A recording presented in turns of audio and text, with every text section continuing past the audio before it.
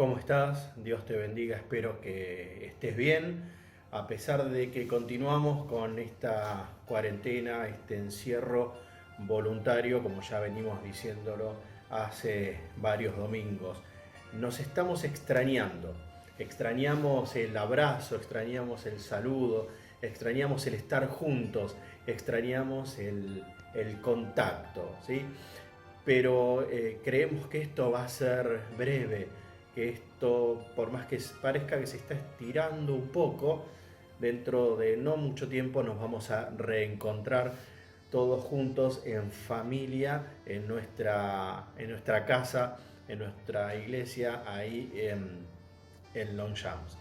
Pero sabemos que nuestros corazones están unidos, sabemos que el Espíritu Santo nos une como iglesia, sabemos que por más que estemos físicamente separados, estamos todos juntos porque somos un cuerpo en Cristo. Estamos unidos por ese gran cuerpo que es justamente el Señor. No quiero dejar pasar el agradecimiento a todos ustedes que se han comunicado con nosotros en esta semana tan especial, tan dura que tuvimos como familia. Por si algunos no se enteraron, falleció y partió con el Señor el esposo de Laura, es mi suegro Mauricio, el esposo de mi suegra Laura, el marido de Laura, el papá de mi señora, de Natalia. Y algunos se enteraron, otros no, pero bueno, les agradecemos a todos por las oraciones, agradecemos que siempre están con nosotros.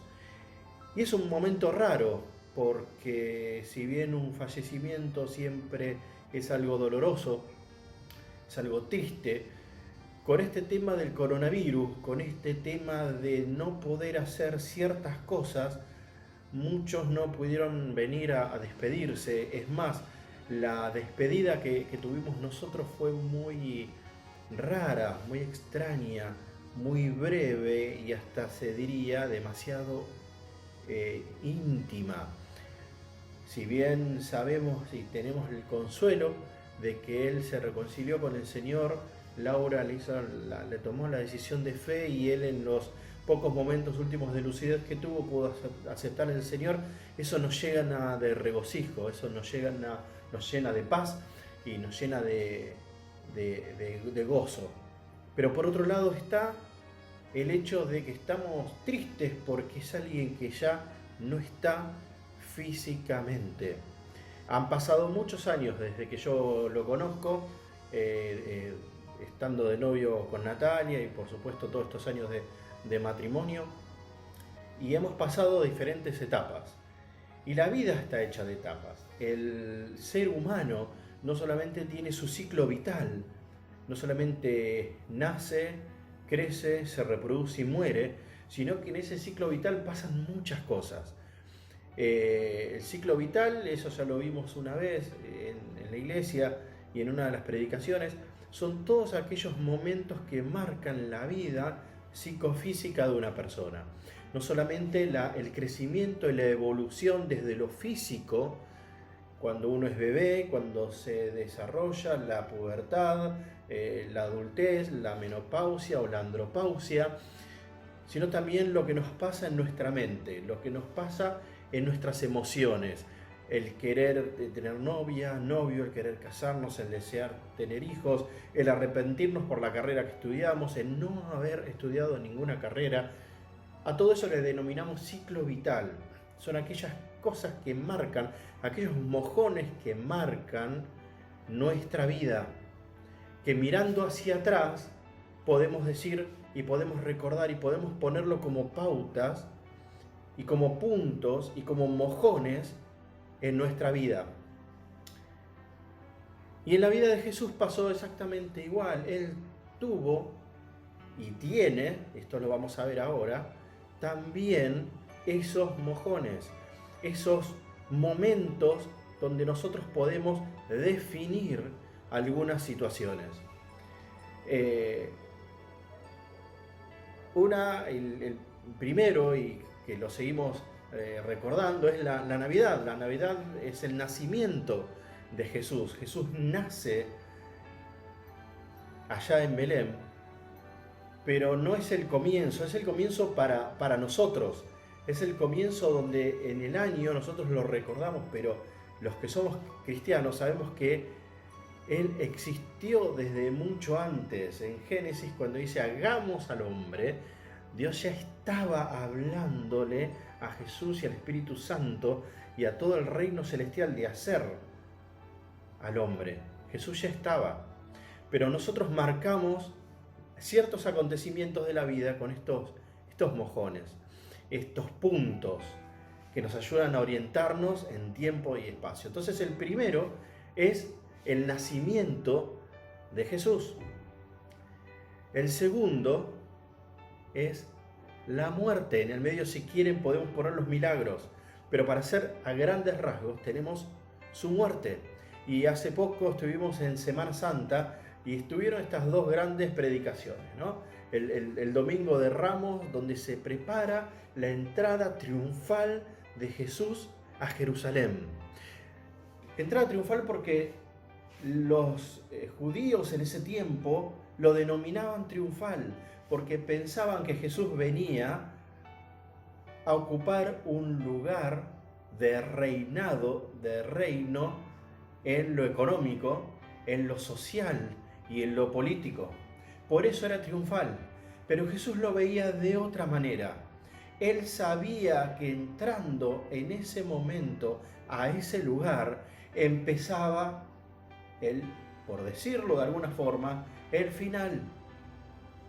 La gente ponía ramos, ponía palmas, le armaban un camino suave para que ese burrito por donde iba Jesús, quien iba con Jesús, caminara.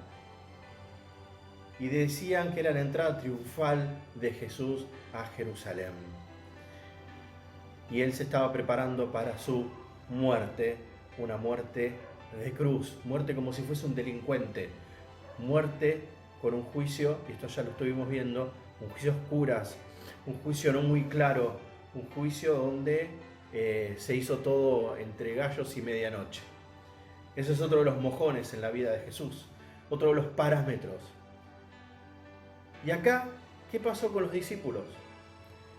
Podemos notar que esa multitud se redujo en solamente algunos que lo acompañaron. Y al Jesús estar ya muerto en la cruz, porque el Domingo de Ramos recordamos esto, la entrada de Jesús a Jerusalén, y al al viernes siguiente recordamos su muerte, pero el domingo recordamos que la resurrección, y ese es otro de los mojones. Pero ¿qué pasó en esos 3 días donde Jesús estuvo muerto? Donde Jesús no estuvo a la vista, donde Jesús no estaba palpable literalmente, donde Jesús no estaba. Para los discípulos era fácil acudir a Jesús. Para los discípulos era fácil decir: Señor, esta gente no tiene para comer, hay que darles comida. Jesús, hay una niña que tiene fiebre. Jesús, Lázaro murió. Jesús, me ahogo, quiero subir de nuevo, quiero subir al bote otra vez. Para los discípulos era fácil ir hacia Jesús. Pero este maestro, este ayudador, el dador de la vida, el que los había sacado de la vida normal y natural que ellos tenían, ya no estaba. Cada uno de ellos tenía una ocupación, es médico, algunos cobraban impuestos, otros. Sin embargo, esa vida ellos la habían abandonado, la habían dejado en pos de seguir a aquel que ahora ya no estaba. Por eso muchos vuelven a su antiguo oficio. Por eso muchos cuelgan los botines, como se suele decir. Y hay desesperanza, hay tristeza, hay dolor. Pero Jesús ya se había anticipado y Jesús ya les había dicho durante mucho tiempo que esto iba a pasar. Y no solamente cuando dice que él iba a reconstruir el templo en 3 días, que era una figura de que él en 3 días iba a resucitar, iba a volver. Incluso algunos se burlaron y dijeron que el templo de Salomón que está destruido, lo va a levantar solamente en 3 días, cuando llevó años y mucho dinero construirlo. Él estaba hablando de su propia vida. Leemos en Juan 14, 1 y 2, que dice: no se turbe vuestro corazón. Creéis en Dios, creed también en mí. En la casa de mi Padre muchas moradas hay. Si así no fuera, yo os lo hubiera dicho. Voy pues a preparar lugar para vosotros. Jesús ya le estaba anticipando a sus discípulos no solamente que él iba a morir, sino cómo iban a estar ellos en ese momento. Con esto que sucedió con mi suegro y muchos de los que hemos perdido algún ser querido, sabemos que la tristeza es muy grande, que la desilusión, la desesperación y sobre todo la desesperanza es muy grande. Y así se sintieron justamente los discípulos, con desesperanza. Por eso, fijémonos lo que dice en el primer versículo de Juan 14: no se turbe vuestro corazón. ¿Creéis en Dios? Creed también en mí. No se turbe, no te hagas problema, no estés intranquilo, no estés con duda, no estés con miedo. Yo sé dónde voy, yo sé cuál es mi destino. Pero Jesús también sabía qué era lo que pasaba o iba a pasar por el corazón de aquellos que les amaba, tanto de María Magdalena y de sus discípulos. Recuerden que habíamos hablado de la desesperanza de María y de María Magdalena. Por eso le dice: no se turbe vuestro corazón. No les está diciendo no estén tristes, en parte sí, pero dice: no se turbe, no dudes, no dudes, porque más de uno habrá dudado. Tenemos a Tomás en estos 3 días, cuando Jesús muere y luego que resucita, se aparece a Tomás, que no cree. Tomás no cree y tiene que volver a tocar, tiene que volver a palpar, tiene que volver a tener el contacto físico para creer que Él estaba ahí. Los que iban en el camino de Emaús lo tuvieron enfrente y no se dieron cuenta. Dice la Biblia que tenían velado su entendimiento y no se dieron cuenta que estaban caminando con aquel con el que estuvieron tantos años. ¿Cuándo se dieron cuenta? Cuando Jesús se sentó y partió el pan, por su forma de comulgar, por su forma de compartir, por su forma de hablar, por su forma de bendecir, se dieron cuenta que Él era Jesús.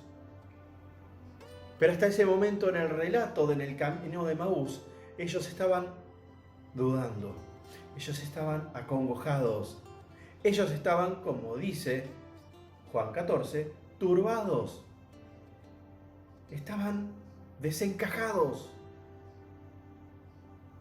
Creo que nos sentimos un poco así en esta cuarentena, ¿no? Estamos como desesperanzados, como desencajados, como que la gran pregunta: ¿cómo sigue esto? ¿Cómo continúa esto? ¿Cuándo termina esto? Dentro de estos mojones que yo estoy diciendo, que vimos el nacimiento de Jesús, que vimos la muerte y vemos la resurrección, vemos los milagros que hace Jesús después de que resucita, vemos también, vimos a Tomás, también vemos a los discípulos y la confusión que tienen, que no saben. pasa un hecho. Porque hasta ahora creemos que, y es algo que acentuamos mucho los cristianos, ¿no? Celebramos Navidad, celebramos Pascuas, que es la muerte y la resurrección, pero nos estamos olvidando de un aspecto. Yo creo que este aspecto es hasta, diría, un poco injusto, porque es tan trascendente como el resto. Nos estamos olvidando de este aspecto que es la ascensión de Jesús. ¿Qué pasa después de Semana Santa? Y hoy es uno de los domingos después de Semana Santa. A ver, Jesús estuvo más tiempo después de haber resucitado en la tierra. Estuvo más días, no estuvo 7, estuvo un poco más.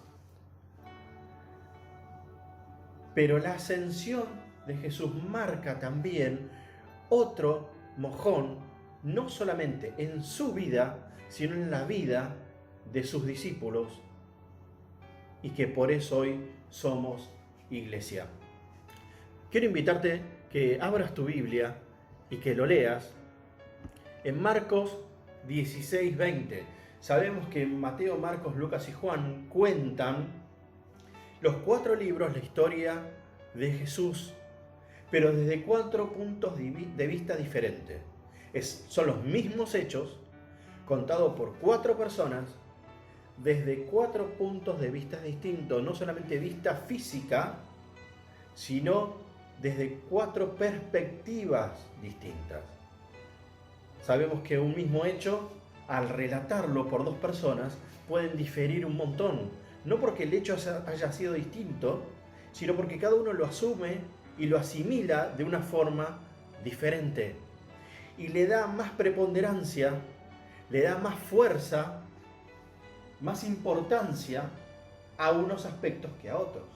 No solamente a los hechos, sino a las sensaciones, a las fragancias, a los gustos, a lo que ve, a lo que escucha, a lo que le marcan las emociones y en los sentimientos. Tenemos los 4 libros, Mateo, Marcos, Lucas y Juan, y cada uno de estos están escritos y dirigidos hacia distintas facetas de personalidades o de etnias en ese momento. Marcos está escrito más que nada para los griegos y Lucas más que nada para los romanos. Por eso hay este énfasis en otras cosas. Pero ¿qué pasa en Marcos 16:20? Vamos a buscarlo. Marcos 16:20.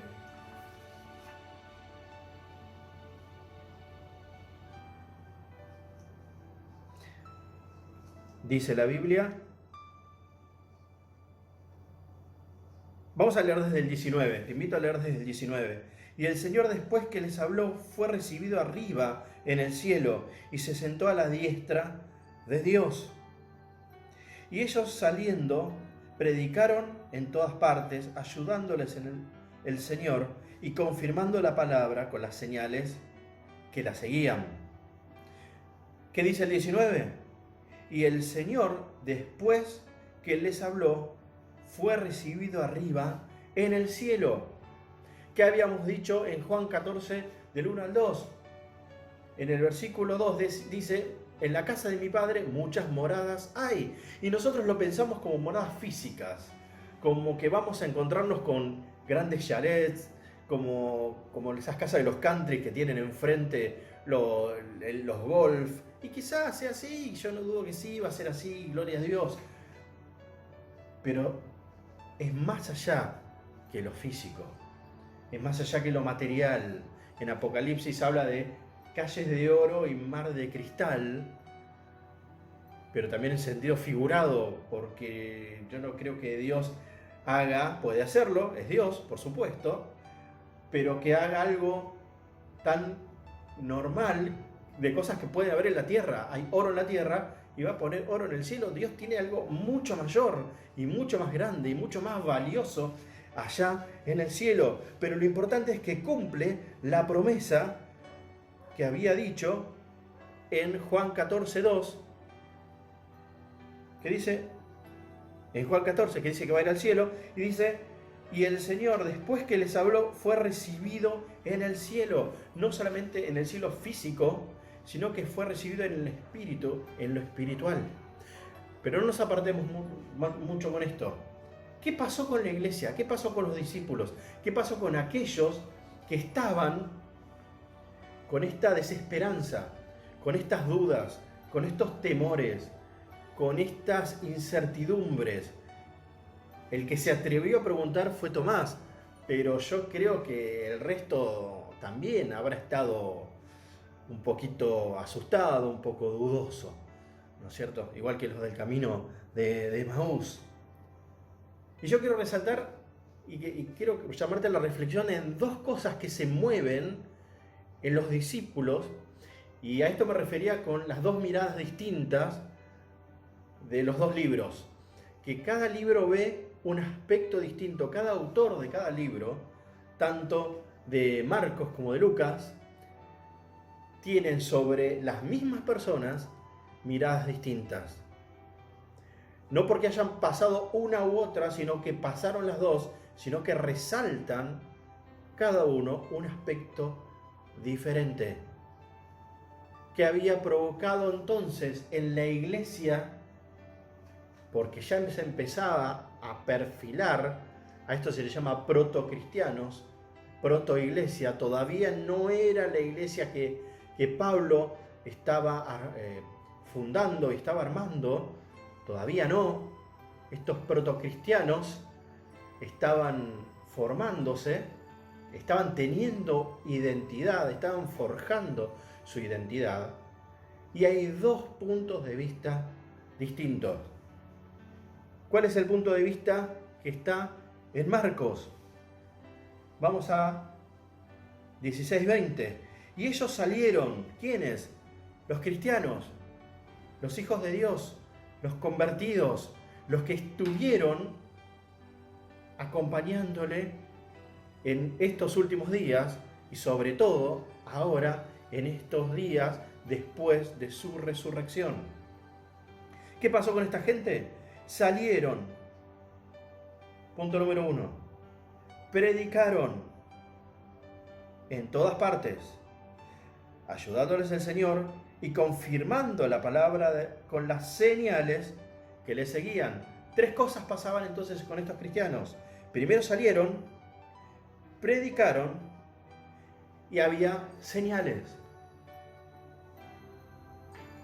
Pasaron de la incertidumbre, la frustración de la muerte, la desesperanza de Jesús muerto, la duda de cuando Jesús resucita, ahora que se va. ¿Pero cómo? ¿Resucitó? Y no se queda con nosotros, sino que se vuelve a ir. Por eso Jesús dice que va a mandar otro consolador, va a venir el Espíritu Santo. Es lo que pasa en Hechos capítulo 2. Por eso esta ascensión, digo que es tan importante como el nacimiento, como la muerte, como la resurrección. ¿Por qué? Porque da otra perspectiva a la iglesia primitiva, al fundamento de la iglesia primitiva. En lo espiritual, porque lo dice, ayudándoles el Señor. Y ellos salieron, predicaron en todas partes, ayudándoles el Señor. Jesús no se había ido, porque tenemos esa sensación, ¿no es cierto?, de que Jesús se va, se asciende a los cielos, como dice en el versículo anterior, fue recibido arriba en el cielo, listo. Entonces Jesús se sienta en el trono, al lado del Padre, mirando desde arriba lo que está pasando en la tierra, y ya está. Se desliga absolutamente de todo lo que está pasando. No, no es así. Él está desde lo espiritual, no en el cielo físicamente arriba, sino desde el ambiente y el ámbito espiritual, ayudando a los cristianos en esta transición de la dispensación. ¿Por qué? Porque en pocos días iba a venir la dispensación del Espíritu Santo. Iba a cambiar la historia. Iba a venir el Consolador. Entonces, por un lado tenemos a un Marcos que nos dice que salieron, que predicaron y que había señales. Te invito a ir a Lucas 24, 53. El mismo relato, las mismas personas, el mismo personaje central, sin embargo algo cambia. Dice, y los sacó fuera hasta Betania, ¿quién? Jesús, y alzando sus manos los bendijo. Y aconteció que bendiciéndolos se separó de ellos y fue llevado arriba al cielo. Y ellos, después de haberle adorado, volvieron a Jerusalén con gran gozo. Notemos esto, ya no había desesperanza, ya no había duda, ya no había desilusión ni tristeza, sino que ya había gran gozo. Fijémonos, y te invito a hacer este recorrido, que ya no habla de alegría, no habla de paz, sino que empieza a hablar de gozo. ¿Cuál es la diferencia entre la alegría y gozo? Uno cuenta un buen chiste y puede estar alegre, puede tomarse una bebida alcohólica y, como se dice, se puso alegre. Pero el gozo es uno de los frutos del Espíritu. Si no, fíjate un poquito más adelante en la Biblia. Dice que tuvieron gran gozo. Y el versículo 53 cierra, pone este broche final diciendo, y estaban siempre en el templo alabando y bendiciendo a Dios. Qué extraño, porque por un lado tenemos a un Marcos que nos está diciendo que salían, gente proactiva, con fuerza, con energía, con ganas.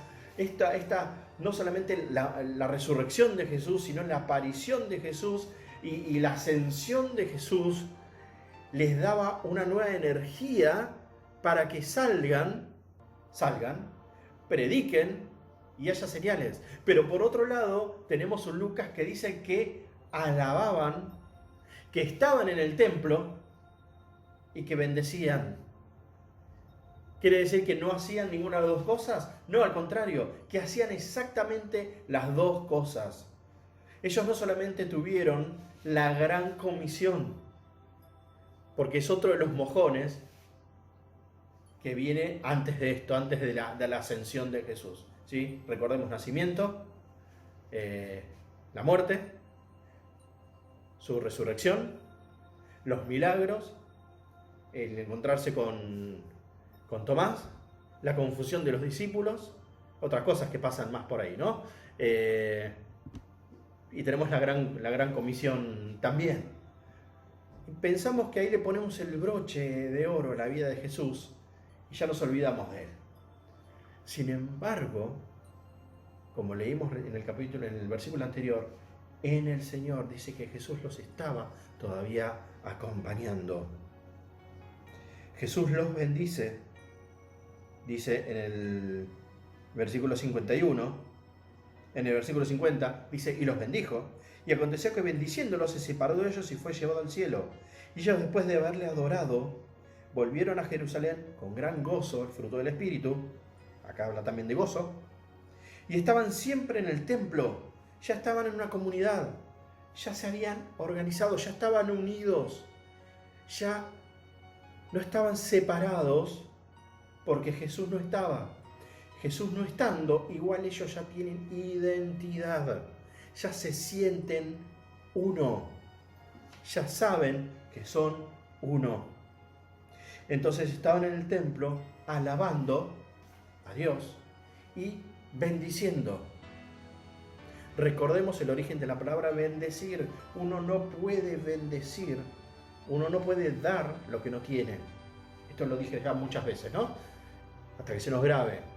Bendecir, en el extracto mínimo de la palabra se suele decir que es decir bien, pero recuerden que que bendecir sale de las entrañas, sale de adentro, sale de lo más íntimo, no solamente del corazón, sino del pensamiento.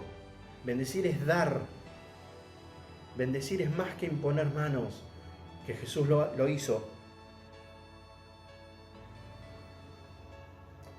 Dice, alzando sus manos, más que una señal, es hablar, es desear.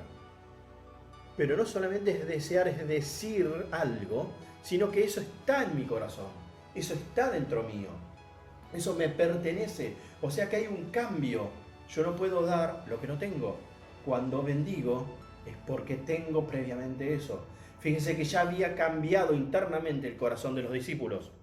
Ya no tenían dudas, ya no tenían desesperanza, ya no estaban sintiéndose solos y ya no necesitaban físicamente la presencia de Jesús, sino que ellos ya estaban fortalecidos porque Jesús los había bendecido. Hablando justamente de esto, que uno no puede dar lo que no tiene, primero Jesús los bendice. Versículo 50, Jesús los bendijo. Y después dice que ellos también bendecían a Dios. 2 capítulos, 2 versículos, la misma gente, 2 puntos de vista distintos. Salen, predican, hacen señales y por otro lado alaban, están en el templo, se congregan y bendicen. En estos mojones que estamos viendo, no nos olvidemos de la ascensión de Jesús. Por eso quería hacer esta predicación que no es post Semana Santa, si bien es post Semana Santa de alguna manera, pero creo que es parte de lo que es la Semana Santa. Creo que es parte de los acontecimientos que tenemos que aprender de la vida de Jesús. No se terminó todo con la vida de Jesús. Los creyentes muchas veces estamos queriendo ser como los del Antiguo Testamento, o muchas veces queremos ser como los del Nuevo Testamento, pero al principio queremos ser los discípulos de Jesús, queremos ser los que estamos con Jesús, pero sin embargo Jesús tenía que cumplir una misión, cumplió su misión, y vemos en la Biblia que los discípulos estuvieron mucho más fortalecidos y hasta te diría más maduros cuando Jesús asciende que cuando Jesús está. No porque Jesús no haya trabajado con ellos, que sí lo hizo, estuvo 3 años y esos discípulos estuvieron en el mejor taller del maestro, que era estar con Jesús justamente, pero aprendieron más con la ausencia que con la presencia. Es raro esto, ¿no?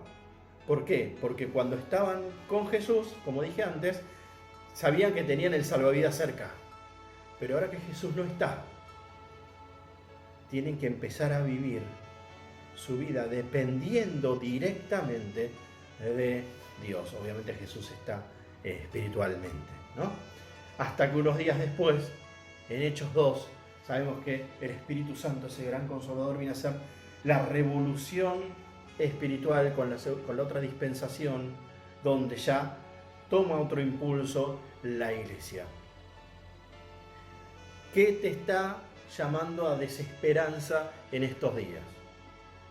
El coronavirus, tenés miedo de salir, tenés miedo de que el dinero no te alcance, tenés miedo de que te quedes sin trabajo, tenés miedo de que cambie el orden mundial, y porque estamos todos viendo un poquito esto, ¿no? Como está cambiando todo muy rápido.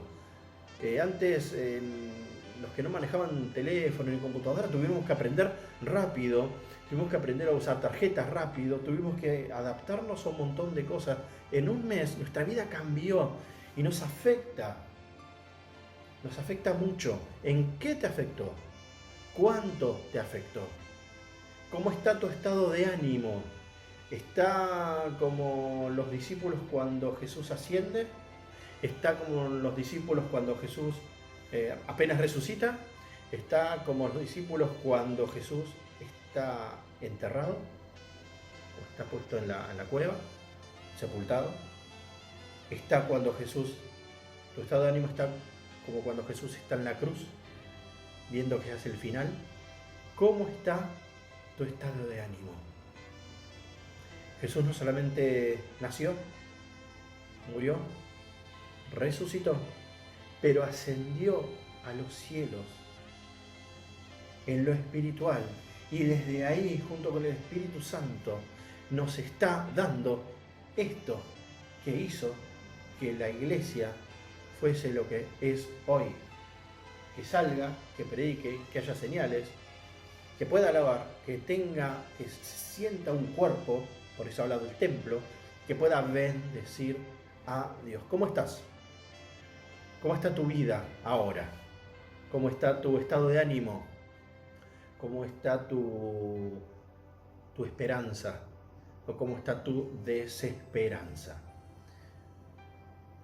No solamente el mensaje es para los que se sienten mal, sino para aquellos que se sienten bien también, que puedan bendecir como dice la Biblia en Lucas 24, 50 y 51, que los cristianos lo hicieron, ¿sí? Entonces, ahora te invito a orar y te animo a que cambies tu perspectiva. Primero que te pongas a pensar qué es lo que te está poniendo mal, si es que estás mal. ¿Qué me está poniendo mal? A ver, el estar todo el tiempo con mi familia en casa, el que la perspectiva laboral no es buena, el que la perspectiva mundial no es buena, en que voy a perder quizá un año de colegio o que no entiendo lo que están explicando, que no tengo wifi. ¿Cuál es tu problema? ¿Cuál es tu desesperanza? Una vez que lo tengas ubicado, una vez que ya sepas cuál es, ponelo en las manos de Dios. No se turbe vuestro corazón. ¿Crees en Dios? Creed también en Jesús, dice su palabra en Juan 14, 1, 2. No se turbe vuestro corazón. En el corazón están todos los miedos, en el corazón están todos los temores, en el corazón están todas las dudas. Sin embargo, Jesús, antes de ser crucificado, ya sabía cómo se iban a sentir los discípulos. ¿Recordás eso? Él ya sabía que iban a estar mal, que iban a estar dudando, que iban a estar con problemas, con conflictos, tristes, con desesperanza. Sin embargo, les dijo, no se turbe.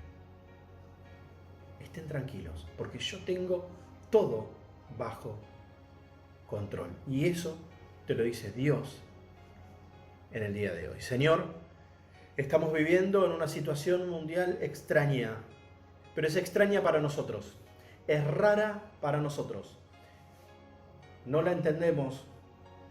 A veces vemos los noticieros y vemos que se habla solamente de muerte, solamente de destrucción, solamente de problemas, solamente de catástrofe, y parece como que en cualquier momento nos puede tocar a nosotros. Sin embargo, Señor, tu palabra dice que ante el problema, ante la desesperanza, ante el conflicto, no nos tenemos que turbar, no tenemos que estar mal, no tenemos que estar con desesperanza. Señor, ponemos en este día todas aquellas cosas que nos preocupan en tus manos. Reconocemos, Señor, que el dolor es natural. Reconocemos que la tristeza es natural, que somos humanos y hasta vos lloraste y te pusiste mal con la muerte de Lázaro. Pero sabías que los ibas a resucitar y le ganaste a la muerte. No solamente en la vida de Lázaro, sino le ganaste a la muerte para con todos nosotros en el día que resucitaste. Señor, entregamos a vos en este día todas nuestras tristezas y todas nuestras desesperanzas. Y queremos ser como esa iglesia y somos, Señor, y tomamos esto de ser como aquellos discípulos que hicieron esto, que se llenaron de gozo sabiendo que vos no es que te fuiste, sino que estás con más fuerza, estás con poder, porque el Espíritu Santo ya está con nosotros, sobre nosotros y en nosotros. Tenemos ese privilegio, Señor, que no tuvieron los antiguos en el Antiguo Testamento, que el Espíritu Santo estaba sobre, después estuvo dentro de, y ahora está en nosotros. Señor, y te entregamos nuestros problemas. Y queremos bendecir a aquellos que están cerca nuestro. Aquel hermano que está mal, aquel hermano que está en conflicto, aquel hermano que está en desesperanza. Usando, Señor, esos medios que puede ser las redes sociales o el teléfono. Padre, queremos bendecir, queremos hacer lo que dice en tu palabra. Salir y bendecir.